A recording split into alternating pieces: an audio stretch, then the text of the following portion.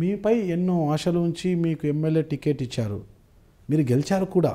Yes, మహామహులు ఉన్న ఖమ్మం జిల్లాలోని మదిరలో మీరు ఎమ్మెల్యేగా గెలిచారు. అసలు అయితే అంతటి విజయాన్ని మీరు ఆస్వాదించకుండానే రాజశేఖర రెడ్డి గారు చనిపోయారు కదా,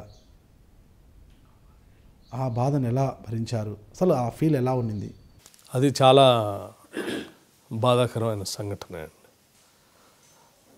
అంటే శాసనసభలో బడ్జెట్ సమావేశాలు అప్పుడే నెల రోజులు కంటిన్యూస్గా జరిగాయి.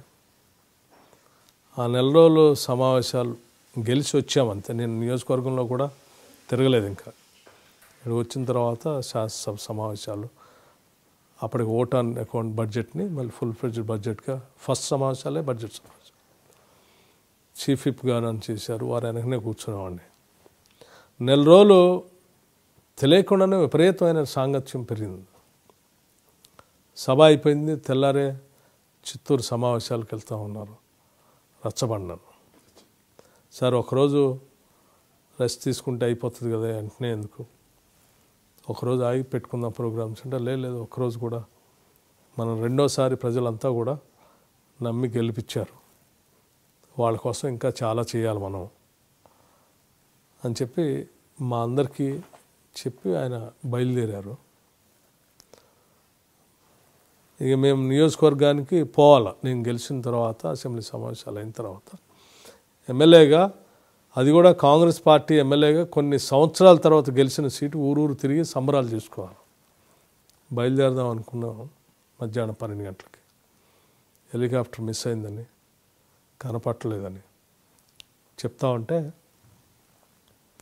మా అందరికీ ఏంటంటే రాజశేఖర రెడ్డి గారి మీద ఉన్నటువంటి తెలియని మనసులో ఉన్నటువంటి భావం ఏంటంటే, అది హెలికాప్టర్ కూలినా లేకపోతే ఇంకేదైనా కానీ అందులోంచి ఒక వీరుడిలా అట్లా లేచి నడుచుకుంటూ వస్తూ ఉంటాడు రాజశేఖర రెడ్డి గారు, ఏం కాదులే అనేటువంటి ఒక భావం మమ్మల్ని మైండ్లో అట్లాగే ఉంచింది. లేదా ఎక్కడో కూలితే ఆ ఏరియాల్లో ఉన్న అడవుల్లో అక్కడ గిరిజనులు ఎవరో పట్టుకొని ఆయన పొద్దున్నే మళ్ళీ తీసుకొని బయటికి తీసుకొని వస్తున్నారు. సో తెల్లార్లు అదే ఆలోచనలు సెక్రటేరియట్లో అట్లాగే కూర్చున్నాం. అసలు వార్తలు కూడా వచ్చాయి, ఎక్కడో ఉన్నారు రాజశేఖర రెడ్డి గారిని పట్టుకొని వస్తున్నారని, తీసుకొని వస్తున్నారని అసలు వార్తలు కూడా వచ్చాయి. అదే భావంతో ఉన్నాం. తెల్లారి దాకా అట్లాగే కూర్చొని ఉన్నాం. ఆ తెల్లారే సాయంత్రం మధ్యాహ్నం దాకా తెలిసినప్పుడు మాత్రం నిజంగా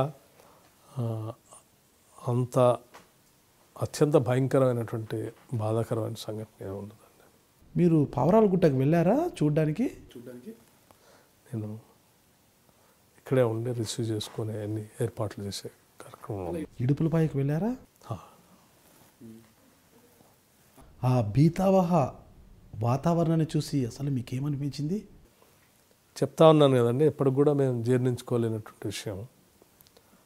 రాజశేఖర రెడ్డి గారు లేరు అని జీర్ణించుకోలేనటువంటి విషయం.